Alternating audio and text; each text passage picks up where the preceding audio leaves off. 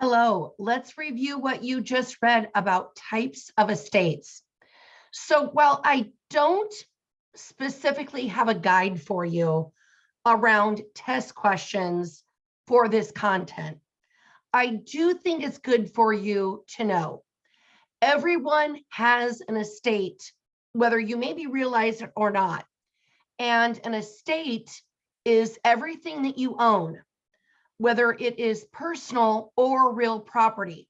So personal is going to be your bank account, the money you have. It's going to be your clothes. It's going to be your couches. It's going to be any personal item. Jewelry is another big one. Then real estate is obviously going to be land plus the improvements. As we've learned in previous videos and reading, that is real estate. And those combined are a person's estate. You may be sitting listening to me right now thinking, Amy, I've got 35 cents in my bank account right now. I don't own anything. You do. And it's still your money, even though it might just seem like change to you. It is yours. And the reason that we talk about these estates is it's about your legacy.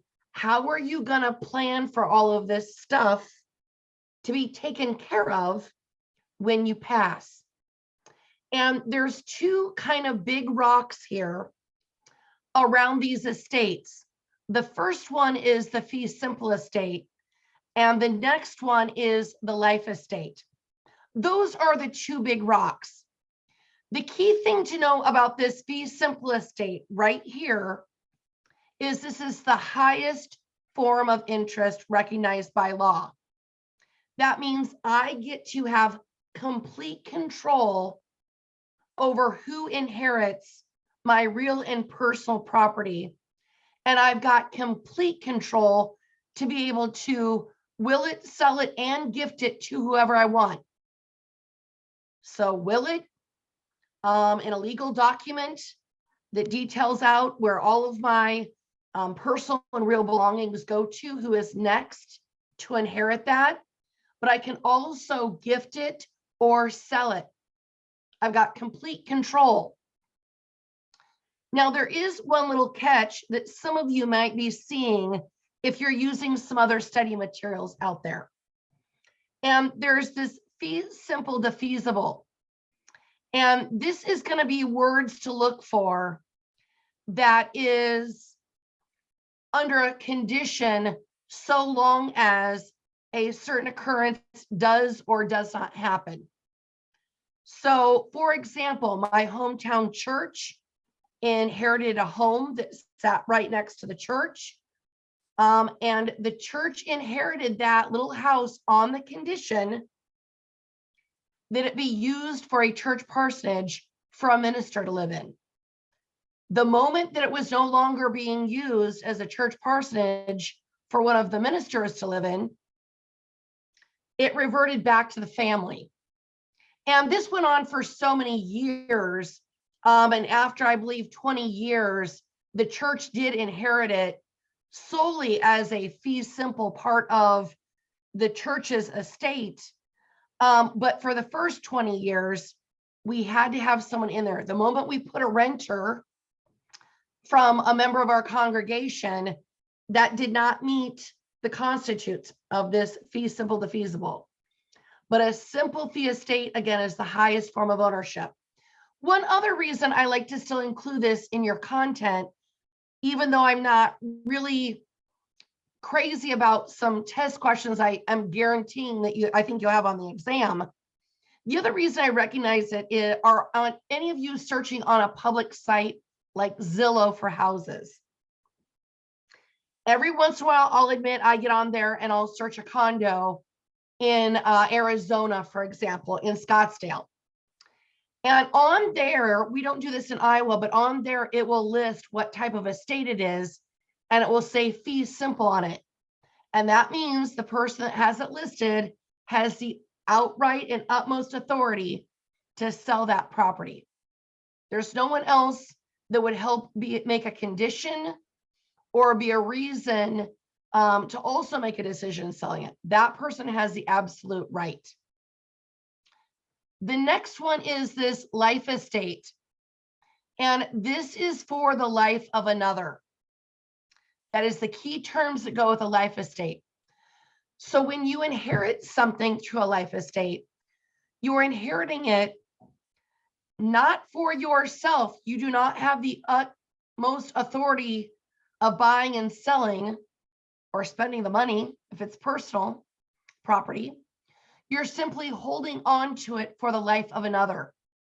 So, for example, maybe I've got a sister who passes away, and she's got 2 kids that are minors, and one of them is maybe special needs. I could inherit the house and all of her personal real property for the life of another because we can't have a minor inheriting the house. So maybe I would be an appointed guardian plus inherit this for the life of another. Okay, I did not, Amy Schaefer, inherit it. I inherit it for the life of her children. Okay. A couple of other terms I want to throw in here as well is a legal life estate. And a legal life estate is created by state law. And it usually is around 2 key terms of homestead, or what we in Iowa call Dower Rights. First of all, homestead. This means that someone cannot come and claim your personal family home as a way to recover a debt. Most debtors cannot do that. So it's got to be the home you live in, not in any investment properties, but your personal family home where you live. Let's say I quit paying my Chase Visa.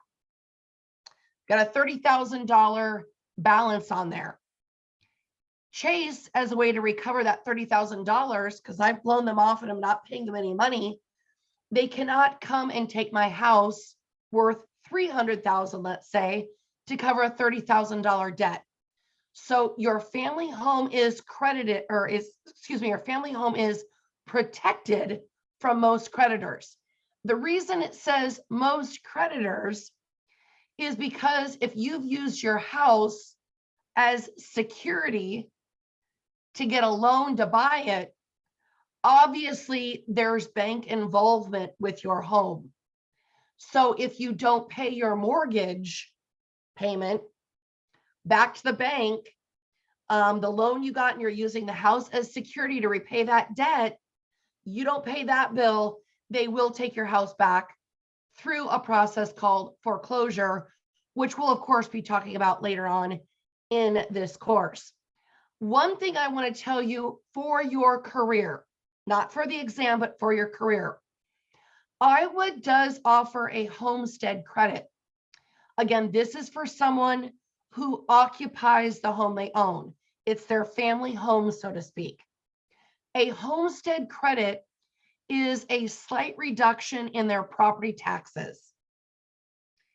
And as soon as you've got a buyer that closes on a property after you sell it to them, if that's going to be a home that they live in, their personal family home, remind them to go to their county courthouse and apply for this homestead tax credit. It's not a big savings, but it is a savings. Some of them can be done online depending on the county, but regardless, remind them to go and do that. Now, when they close on the property, they're going to have a bunch of information thrown at them on closing day when they actually move into the house. So it's good to remind them then, but of course, then they get busy unpacking, painting, whatever it is that you do when you move. They've gone and adopted a dog from the ARL. They maybe have forgotten. So for your career, I would set up a reminder system to let those people know that they should go down and file at their courthouse for this. Next up is Dower Rights. This is what we call it in Iowa. And dower rights are the rights that happen between spouses. And it allows a widow to get ownership rights after someone passes away. Here's what I think you need to know about it, though, for your career. And I've got this down here in the example. It is the idea of it takes one to buy, but two to sell when it comes to real estate. Here's what that means. I buy my house as a single person, just Amy Schaefer. And then I get married and we decide to sell the property to get a bigger one. Does my new spouse that I'm legally married to have any ownership rights in this property? And the answer is yes, because of dower rights and us being married. So I can buy it as a single, but it's going to take both of us to sell it because of dower rights and marriage. So that's where the phrase one to buy, two to sell happens.